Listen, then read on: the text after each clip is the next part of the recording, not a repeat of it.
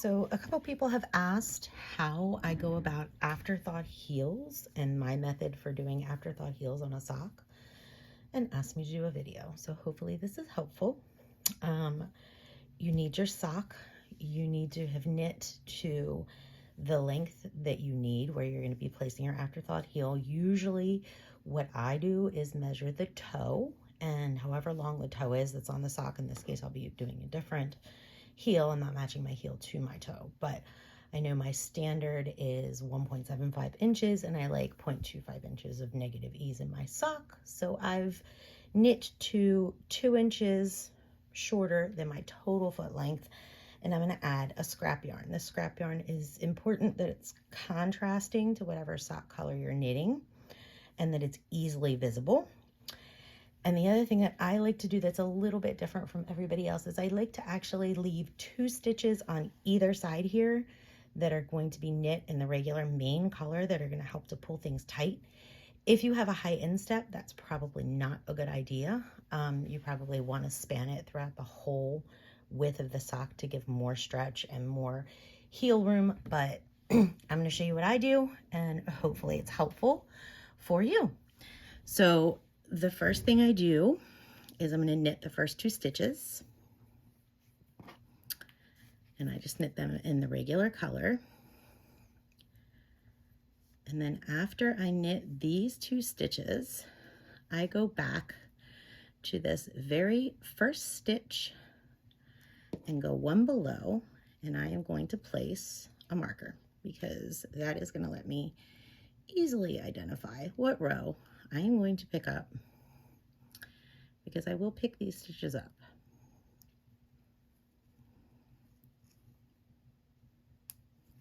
If I can get my marker on there.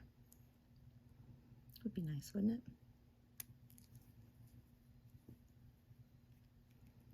Let's try that again. And this would be how you pick up a drop stitch. Stitch 1, stitch 2. Let's just strike that and redo.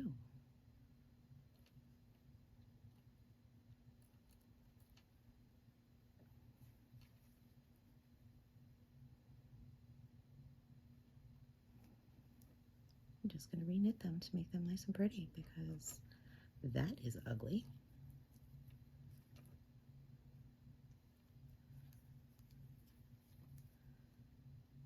Okay.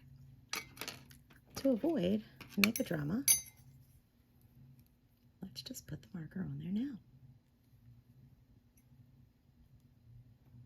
And just slip it on this very first stitch before you even knit it. And that way that kind of signifies where you're going to start, because this is going to be the row below, and then we're also going to have a row above. Okay, so we're going to go ahead and we are going to knit this guy 1, 2. Okay, then I'm going to take this and we are going to knit all the way to 2 stitches before the very, very end of my row here.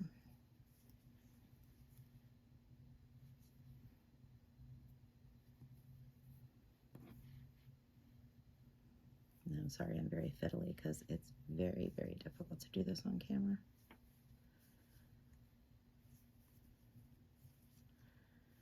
We just go across our entire row.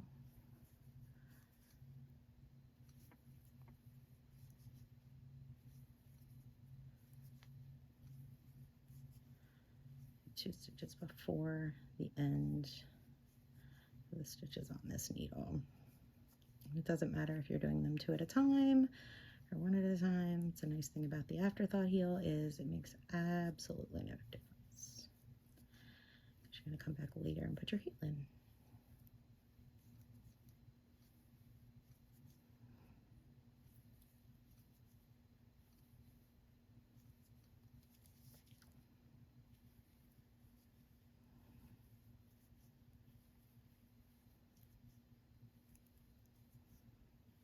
Okay, and I'm going to leave these 2 stitches here. Now I'm going to slip all of these back.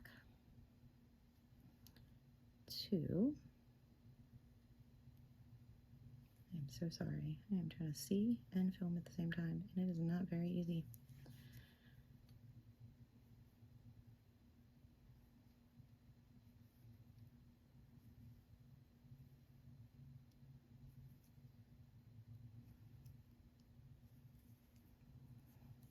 And this yarn's not going to stay there, so it does not matter what color you're using. Just use whatever scraps you're going to have, because you are literally going to pick it right on out of there when you're done.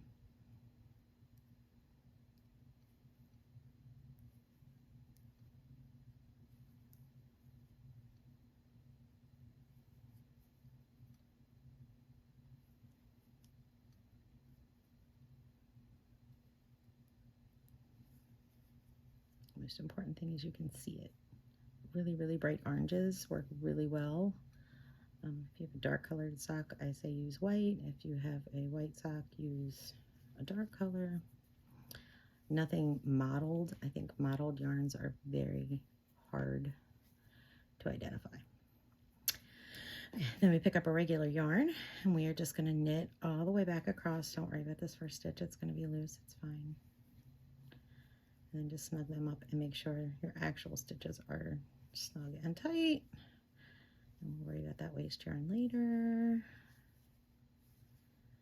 And you knit all the way across, and you also knit the last 2 stitches that you skipped last time.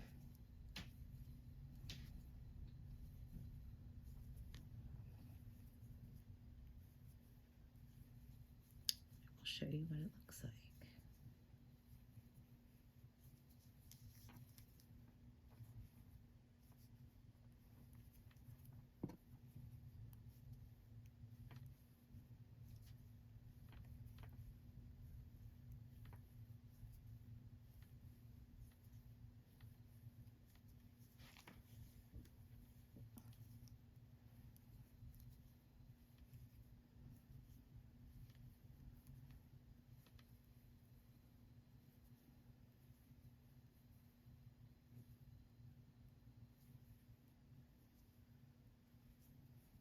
Again, that yarn's going to get loose, but it's okay. So after you're done, you can tug this guy tight, and you can tug this guy tight. And what you should be able to see is a row here of contrasting color knits, and then you're going to have your row below and your row above. And when we go to pick up, let's see if I can zoom in. So when we go to pick this up, we are actually going to start picking up from our stitch marker. So this guy right here is going to be our very first leg picked up, and then we're going to move across, and then we are going to go to the row below. So you're actually going to go to the stitch below this and pick all of these stitches up that go below that row, and then we are going to also turn around, and we are going to pick up this row that's on the needles right now. And I will show you that after we're done the rest of the sock, but I hope that was helpful. I hope you can see how the marker can be useful, and how using a very high contrasting yarn is easily visible there. These 2 stitches on either end, again, are going to tighten it up. They're going to prevent any gapping on either side of your heel, and I can show you that here.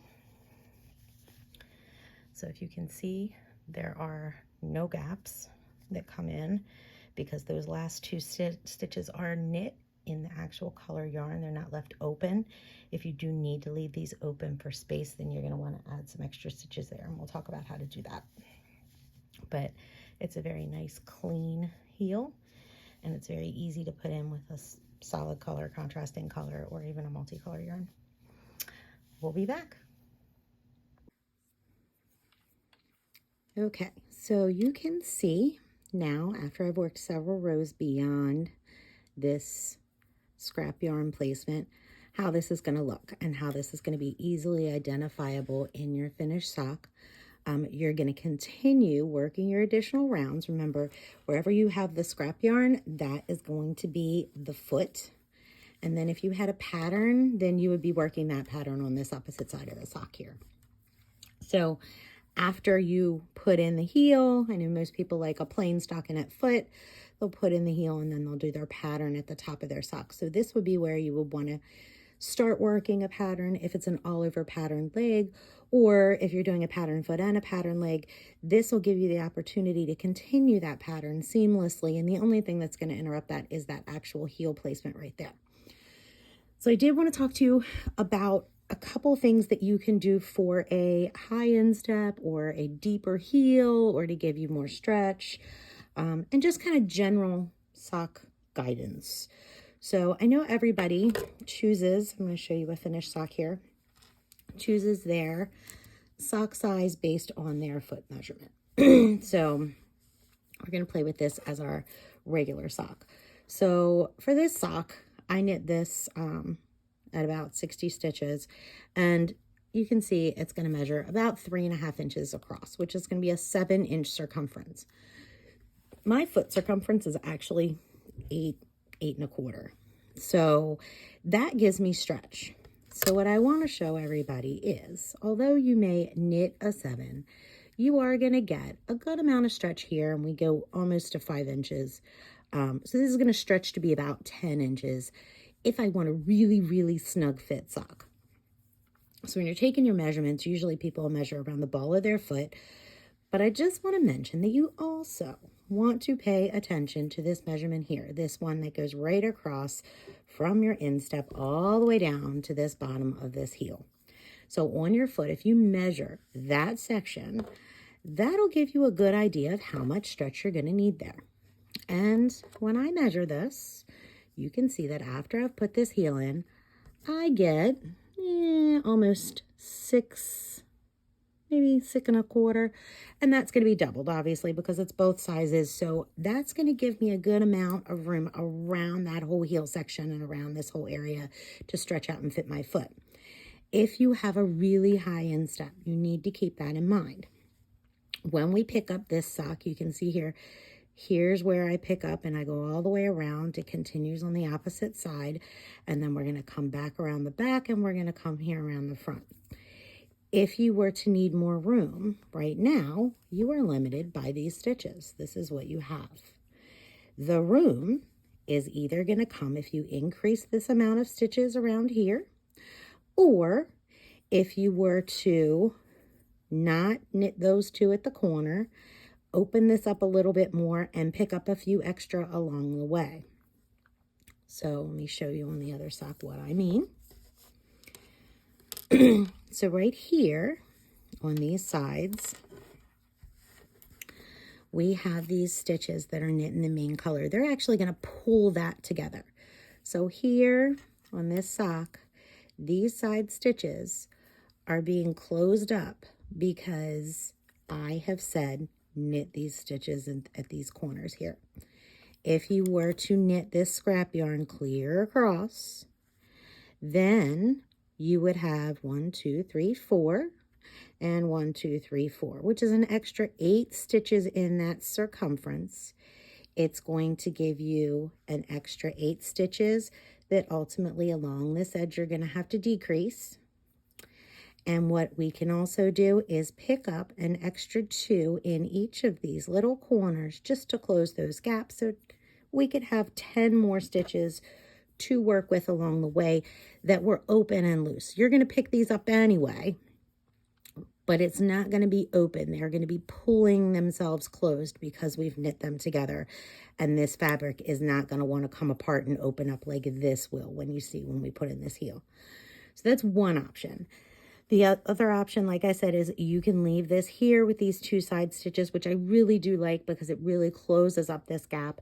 And you can just add a few more increases along these sections in both sides, top and bottom, that you'll then decrease out, which is going to give you length. So that is going to give you more stitches along here and here that you're going to decrease down. So it's going to give you more room in this stretch this way. It's going to create a deeper heel pocket. It's going to create a higher heel pocket. So if you like your heel to come higher in the back, that's going to do that as well. So that's another option for you to consider and try. The other option is to not do this same afterthought heel at all, There's many out there. I know there's a sweet tomato heel. There's the standard knit in the round and decrease kind of heel. And you can control those decreases. You can add in extra rows between your decreases. So there's a lot of customization you can do here and a lot of playing around that you can do with these socks to make them fit you.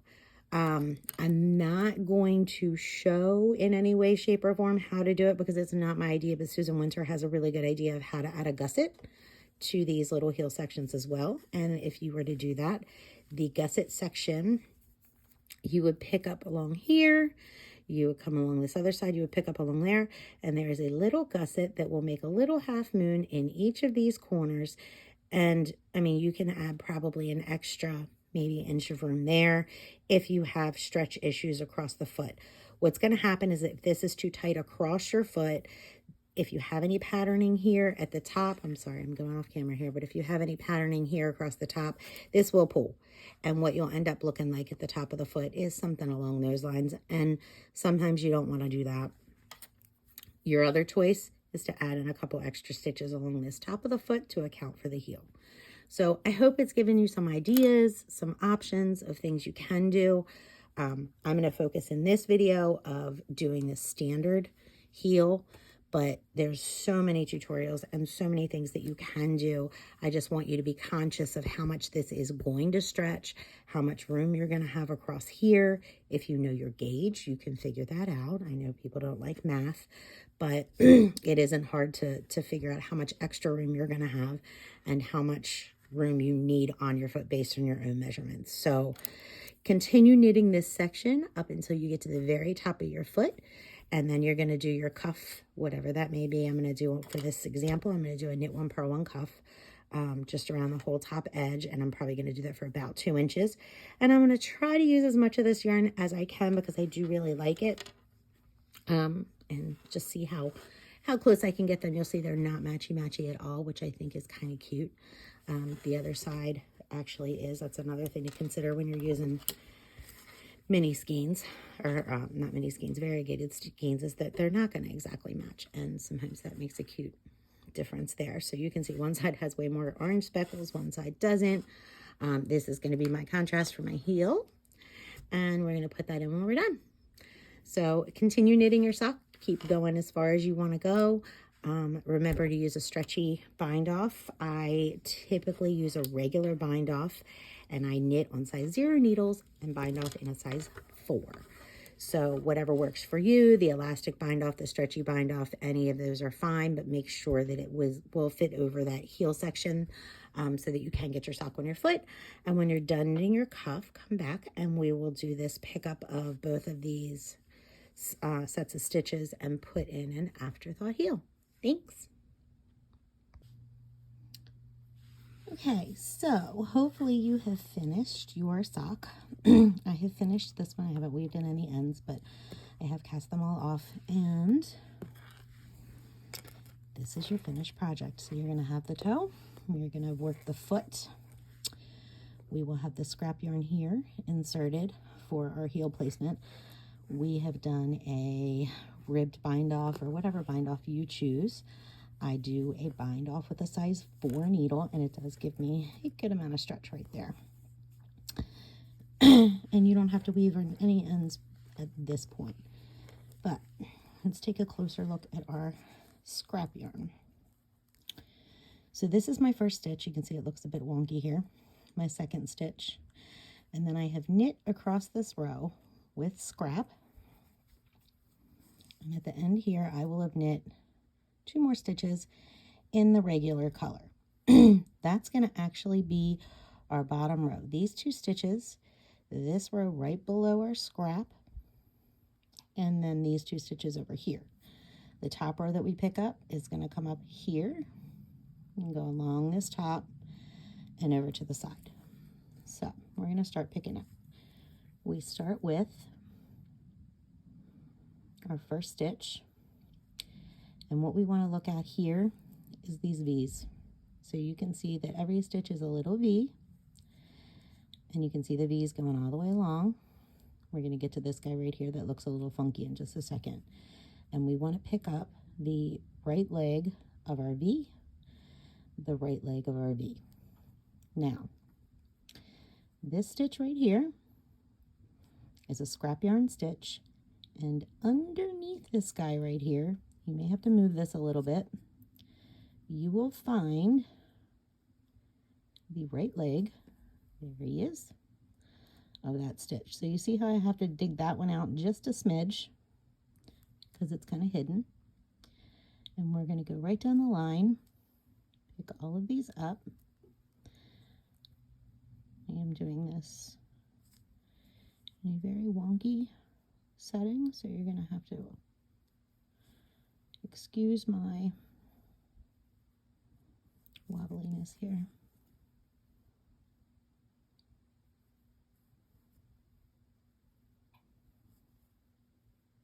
And you can count them as you go along. You can count them afterwards. It doesn't matter. I choose usually to do it at the end.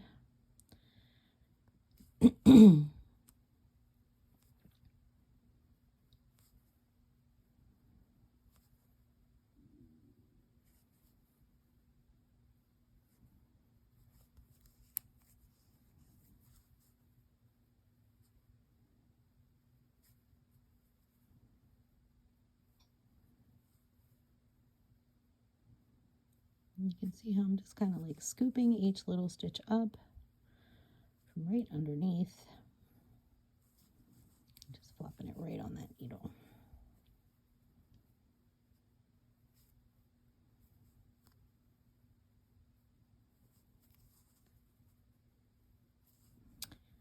When we get to the end,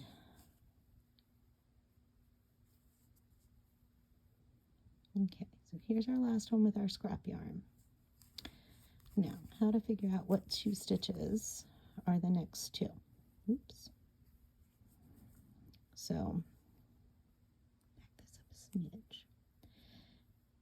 They are actually going to be, you can try to follow your yarn here. Let me grab this other side of the needle.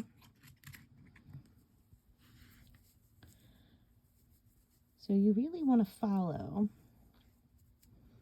this little bit of yarn right here that is going to come out of this stitch, go over here and come up. So you see it? These two stitches are the ones that are linked together. I'm hoping you can see that well enough. It's going to come, the yarn's going to come out of here, it's going to go over here, and it's going to go up to this guy right here.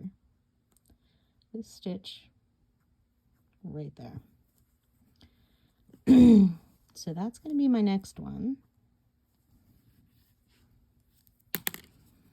And then we're going to go to the one right next to him. And there's our two at the very end. So we should have 2, 4, 6, 8, 10, 12, 14, 16, 18, 20, 22, 24, 26, 28, 30 stitches, which is exactly what I did for my sock. So if you've got your 30, you're going to pull this through, and you want these stitches to be on the cord. And you can't tell, but this needle is really long. It's about a 40, it's over a 40, maybe 48. I'm not quite sure, but it's over a 40. So you want to give yourself enough room. I'm going to flip our sock over because I don't work well left-handed. However, what does that mean for picking up stitches? Well, you're going to be looking at an upside down V at this point. So right here, I'm going to look for this little arrow, and I'm going to pick up the same side I did on the bottom, which is now my left side. And we're going right above, sorry, that's going out of focus for you, the ones that we just did a second ago. So we get those two guys at the end. Then we're going to come over and do the tops here. Again, we're looking for the point, not the V at this point. And we're going to go here. And then we're going to go here. And again, we're just going to pick up, oops, the same side, but opposite, because we're doing it upside down.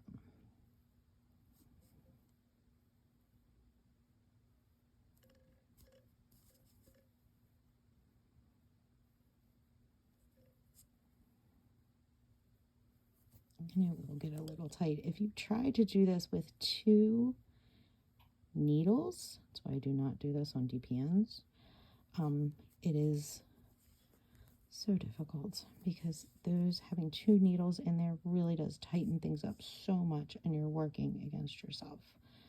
So I really think the cord is easier, even if you try to leave your needle in from your circular needles and you don't pull it onto the cord, it makes life so much harder. Sorry, this is getting all fuzzy on you. Okay. Let's let that get into focus real quick for you. Okay, that's better.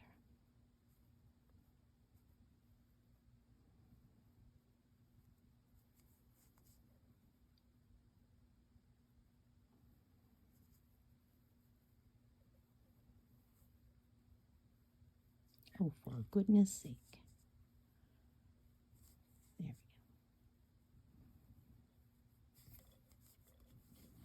Sometimes it's really just like to fight me.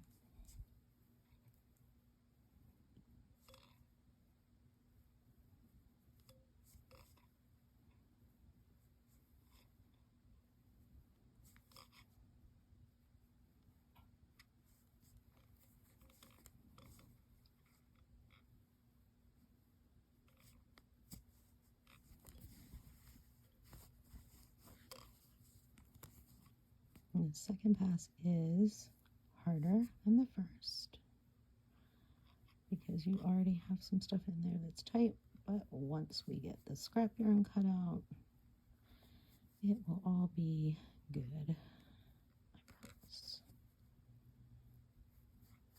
Oops. Try not to catch your scrap yarn as you're picking them up. If you do, it's not a big deal, but you may have to snip later just to get those last couple strands off of there. All right, so where am I? So that little guy's hiding a little bit. Then we're at our last 2, right above the ones I did. This guy may be turned a little bit, like mine is. And there we go.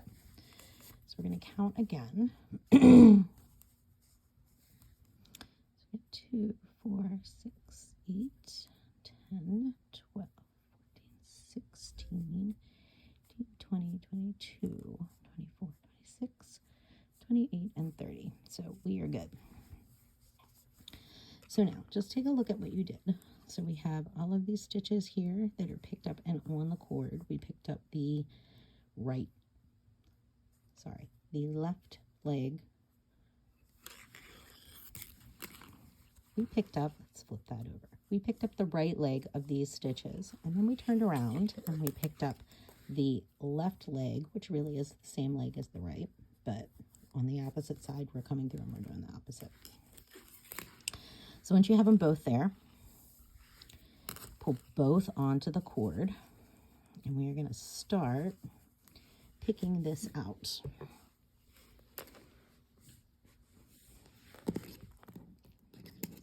Okay, I'm just going to use the opposite end of my needle here because Lord only knows where my double pointed needle went.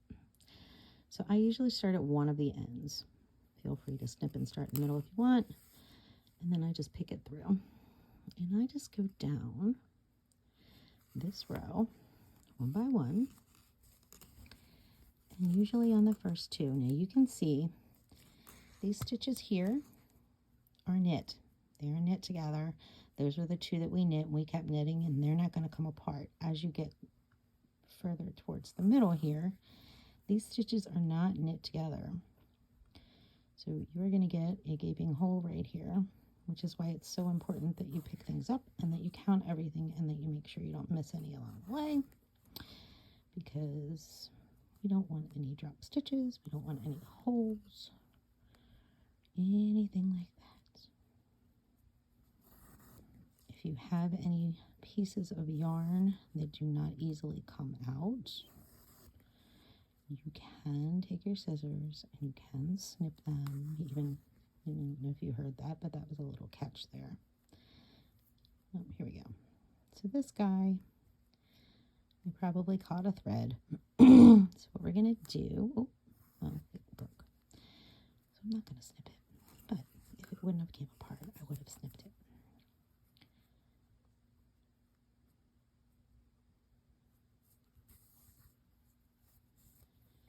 And as this gets long, you can just snip it. Be careful not to cut your sock. And we keep going.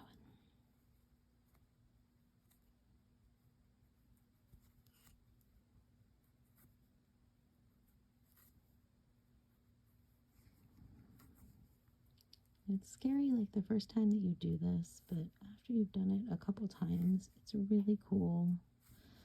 It's a very interesting way to add holes. You can use the same technique. Here we got a mess going on. Let me show you what's going to happen in here. So I probably caught, there I did. So you can see that little teeny tiny piece of thread is caught around one of my stitches. So I'm just going to snip it.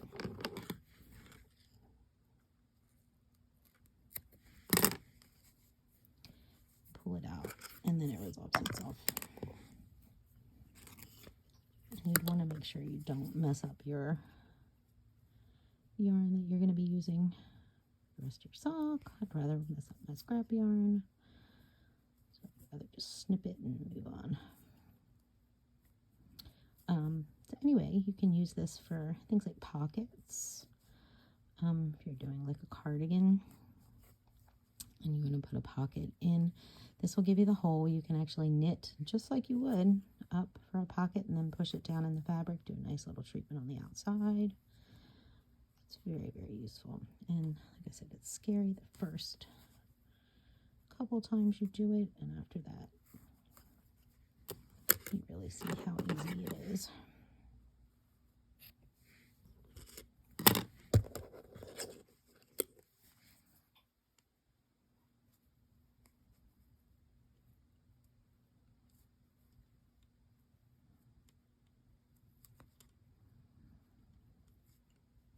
Almost there. Hopefully my eyes were better.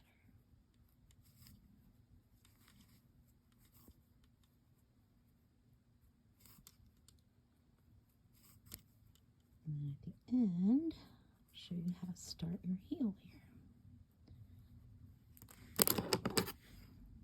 Well, I thought I did pretty good and I didn't catch any. Apparently now, I'm going to catch them all. Okay.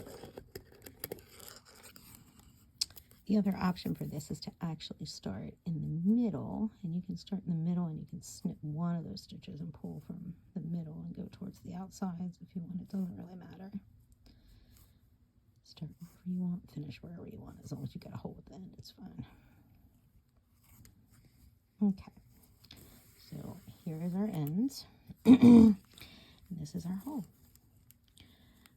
So you can see we will now have our sock top, our sock bottom, and then we're going to have this opening right here that is going to accommodate our heel.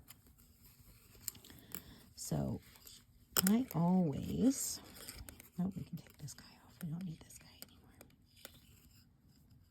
And you don't need this stitch marker. It's not a need.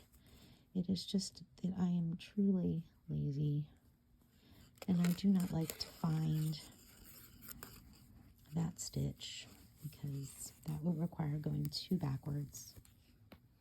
It would take effort. So, all right. So I have my yarn that I'm going to be using for my heels. Okay.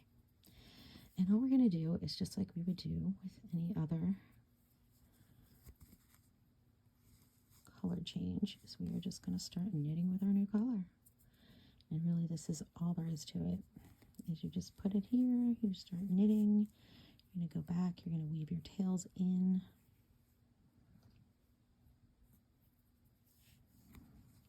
That is all there is to it. And don't worry about that first stitch that's always loose. I'm usually pretty careful as I go through this first pass, just trying to make sure that I don't get any snags.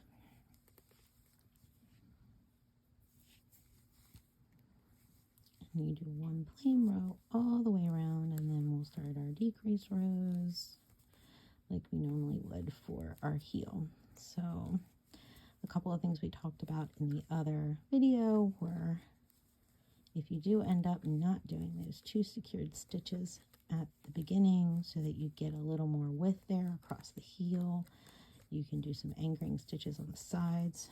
I'll show you with them in 1 second. We're just going to pretend like I haven't.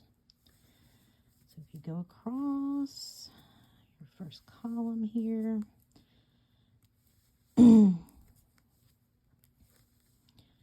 show you exactly what I mean.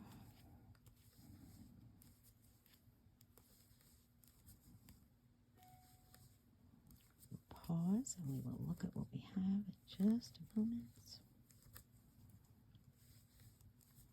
Okay, so let me get to these last 2. Okay. So if you can see here, these 2 stitches are attached. If they weren't attached, you would get a little more wiggle room in here. What that means, I'm going to knit across these 2 now, is that when you get to this end,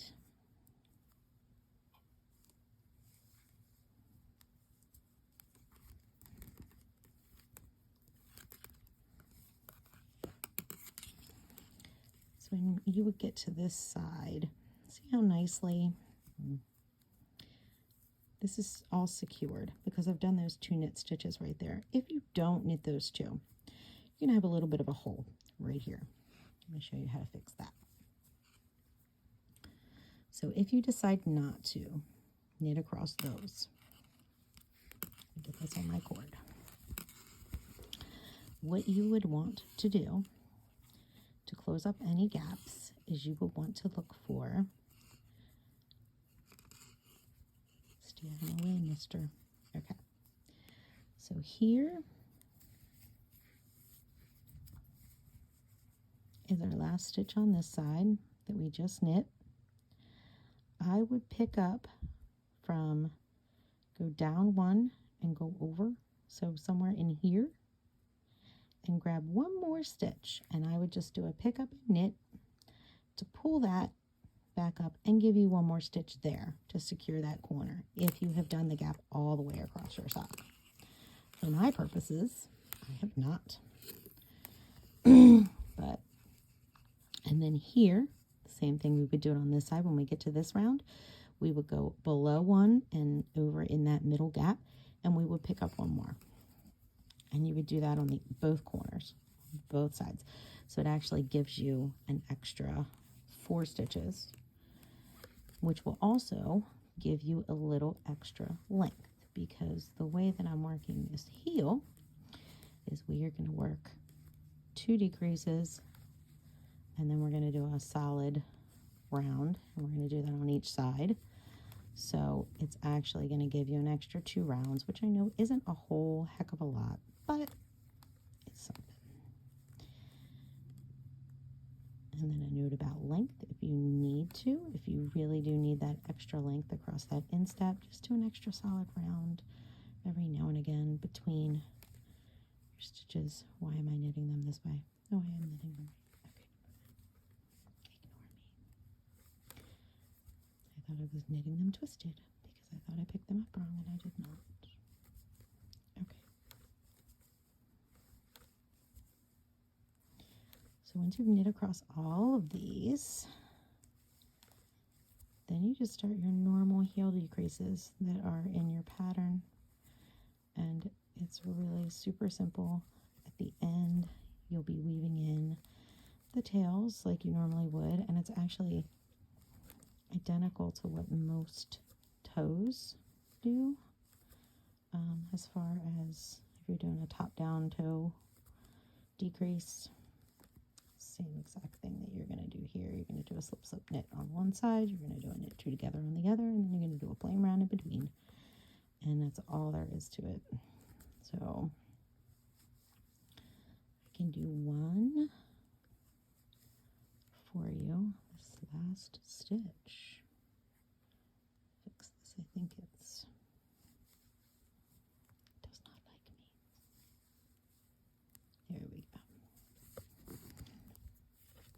One thing I will say that I have learned, I'm going to flip your work, during my knitting journey is to try not to force anything. The more I seem to fight with something, the worse it turns out. So I just kind of sort of let it go and go back and just try it again.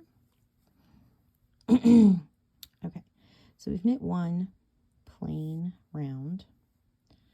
Now we are going to do a knit one, and we are going to do a slip, slip,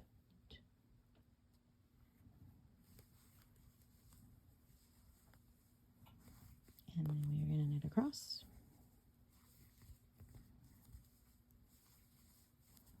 I will show you my cheat for my knit two together, because I hate knitting two together on teeny tiny needles, and I make a lot of socks. For some reason, it just fights me all the time.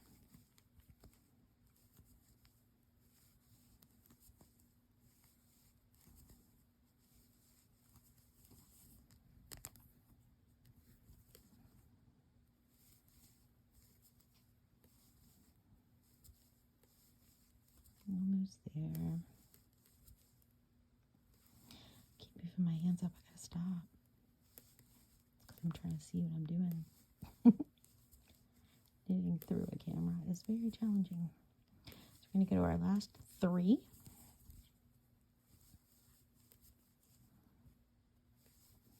So here I have my three. So knit two together would be sticking your needle. If you can see this, and you can see how tight this sucker is right here, there is no room. I don't like that. So what I do is I knit the, I knit the first one together, or as normal, I'm sorry. I stick that stitch, if I cannot split my yarn. Let's go back and do that again, because I did split my yarn.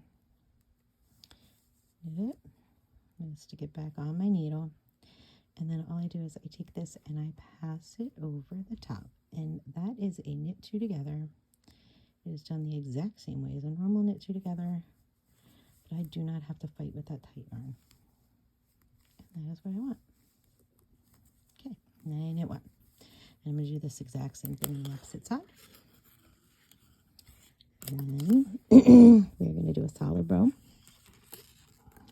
in between, and we are going to do the exact same process until we get down to our required number of stitches, which usually I do this to about 8 or 10, and then we do a Kitchener. So I'm going to leave you guys to do your reductions down, and I can come back and show you how to Kitchener everything and clean it all up at the end.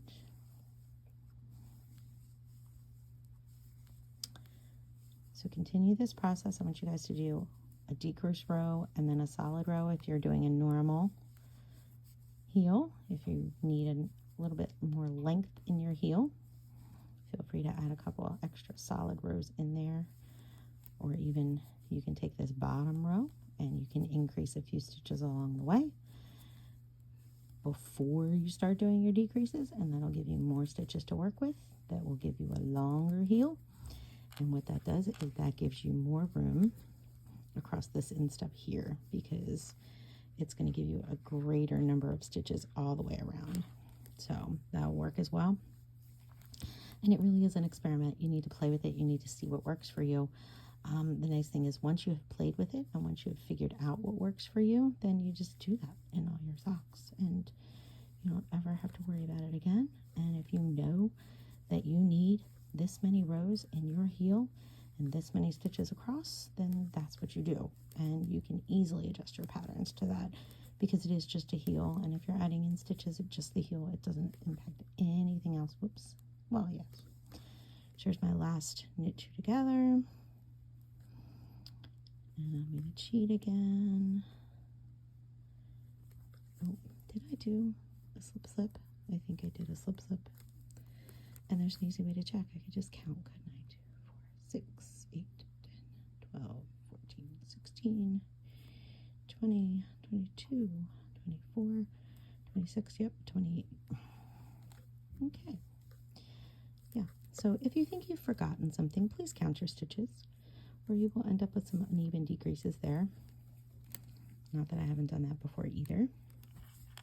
Not that anybody will ever know but you. So to each his own. But keep going, and we will come back when we're ready to Kitchener, and I will show you how to finish it up. But here's what it looks like.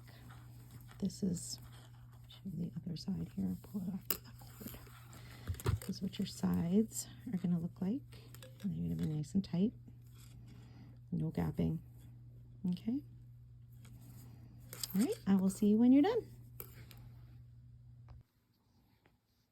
Okay, so I have continued to work this toe. I'm going to show you where we are. So this is where we picked up. So every other row, I have done a decrease, a knit two together, or a slip slip knit. So these are knit twos together, so these are slip slip knits. And I've done that every other row, and I've done a solid row in between.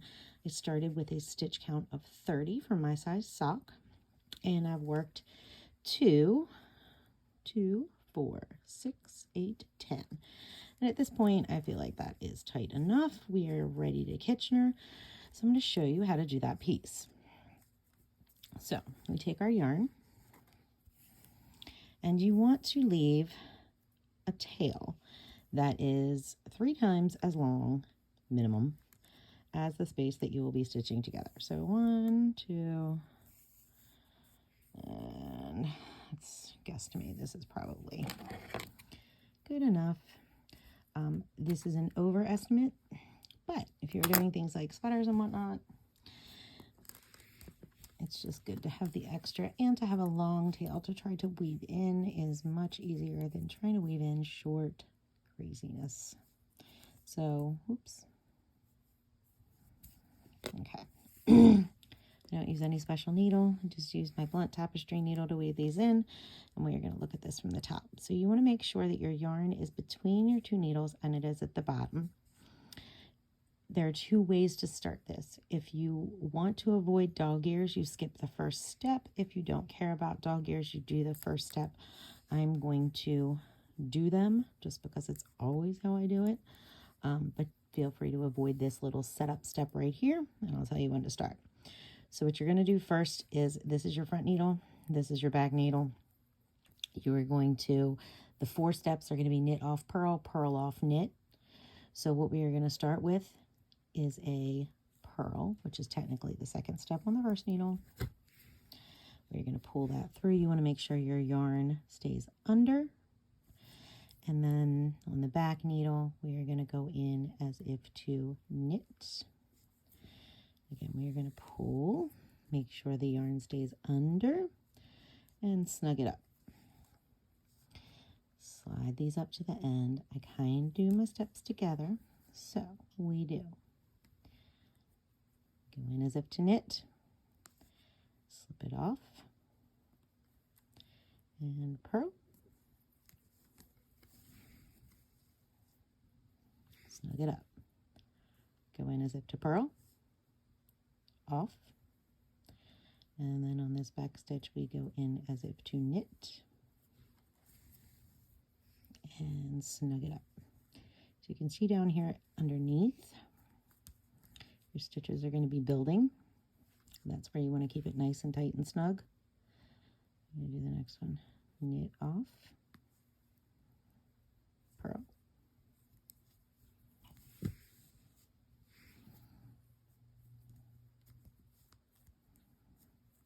Just making sure that that yarn stays flat, stays under.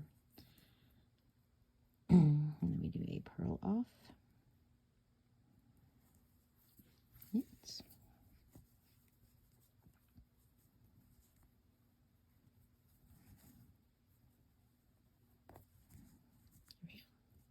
you can see right there, see how your stitches are going to look like they are rolling right around the top. You can see the little dog ear that I talked about right there.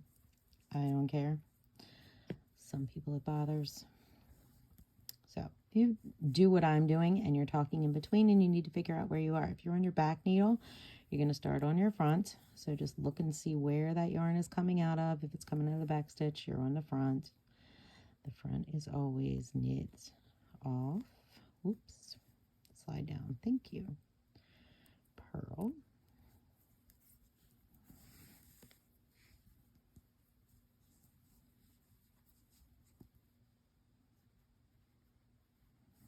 And then the back is purl off.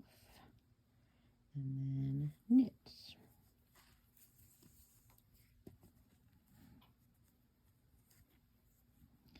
And then we snug.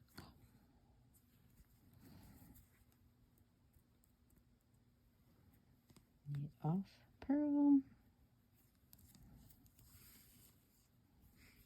Speed up a little bit here so that we can get to the end. Purl off, knit.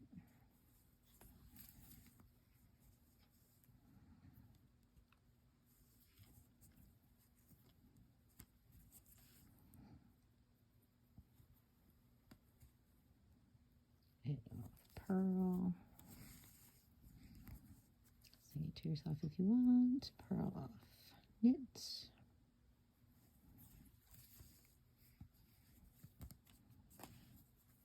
And it does become second nature after a while. You just do it. Don't even think about what you're doing. Once you've done a million socks.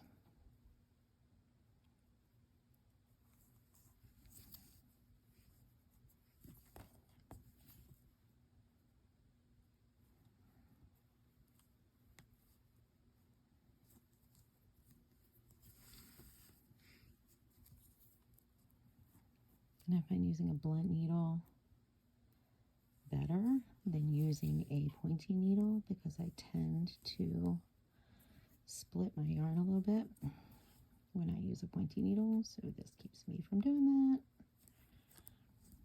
But it's all personal preference.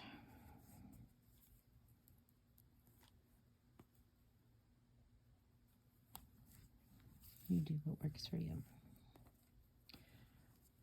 All right, we're down to our last two on each needle. Oops, I almost forgot where I was. Knit off, purl on the fronts.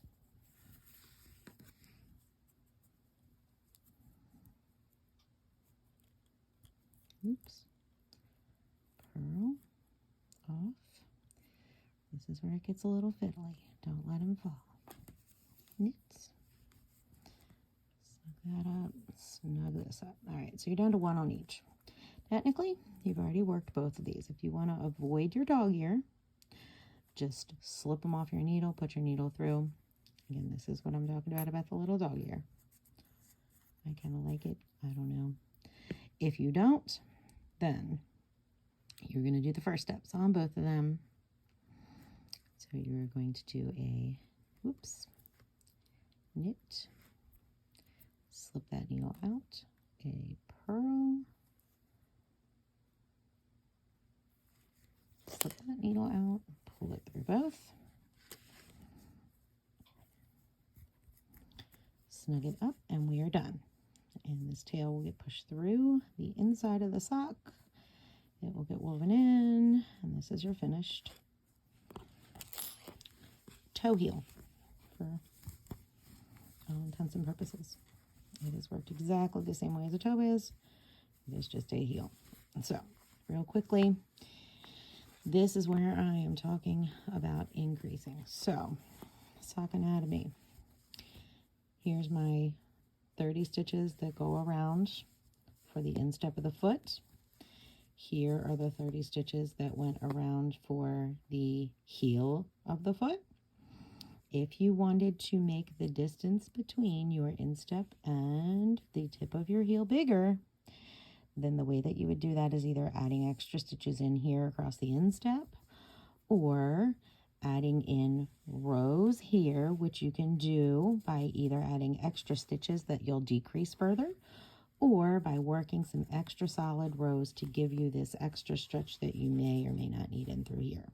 Okay, and it really is row gauge. So if you know you're a 1/4 inch short in what you need, And you can totally figure that out. If you get 8 stitches per inch and you're a 1/4 inch short, you need to add an extra 2 rows. I'm sorry, 8 stitches per row. I didn't even say that right the second time. 8 rows per inch.